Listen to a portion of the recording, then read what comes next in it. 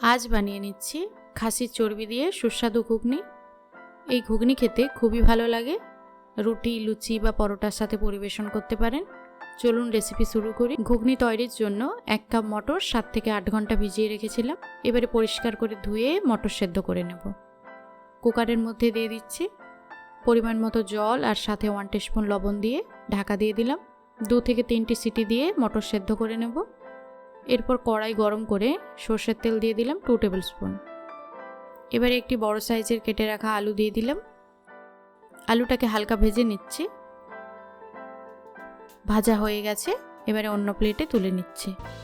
এবারে ওই তেলের মধ্যেই দিয়ে দিচ্ছি মিডিয়াম সাইজের একটি কুচনো পেঁয়াজ। পেঁয়াজটাকে লাইট ব্রাউন করে ভেজে নিচ্ছি। এবারে অ্যাড করছি আদা রসুন পেস্ট 1 টিস্পুন। আদা রসুনের কাঁচা ভাবটা চলে যাওয়া অবধি ভাজতে থাকবো। এরপর কিছু গুঁড়ো মশলা দিচ্ছি। হলুদ গুঁড়ো 1 টিস্পুন, লঙ্কা গুঁড়ো 1 টিস্পুন, জিরে গুঁড়ো 1 টিস্পুন আর ধনে গুঁড়ো 1 টিস্পুন।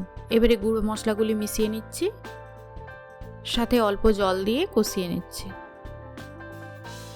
এরপর অ্যাড করছি একটি টমেটো কুচি আর সাথে 1 টিস্পুন লবণ।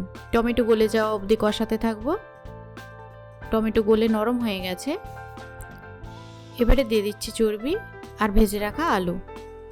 গ্যাসের ফ্লেম হাইতে রেখে ভালোভাবে কষিয়ে নেব। কষানো হয়ে গেছে, তেল ছেড়ে দিয়েছে। এরপর অ্যাড করছি সেদ্ধ করা মটর। 2 থেকে 3 মিনিট মটরের সাথে চর্বি আরও কিছুক্ষণ কষিয়ে নিচ্ছি। এবারে অ্যাড করছি পরিমাণ মতো মটর সেদ্ধ জল। ভালো করে মিশিয়ে ঢাকা দিয়ে দেব 15 মিনিটের জন্য। গ্যাসের ফ্লেম মিডিয়ামে থাকবে। 15 মিনিট পর ঢাকা খুলে নিচ্ছি। ঘুগনি গাঢ় হয়ে এসেছে। এবারে গ্যাসের ফ্লেম অফ করে পেঁয়াজ কুচি আর কাঁচা লঙ্কা কুচি অল্প ছড়িয়ে দিলাম। গরম গরম পরিবেশন করে নিন।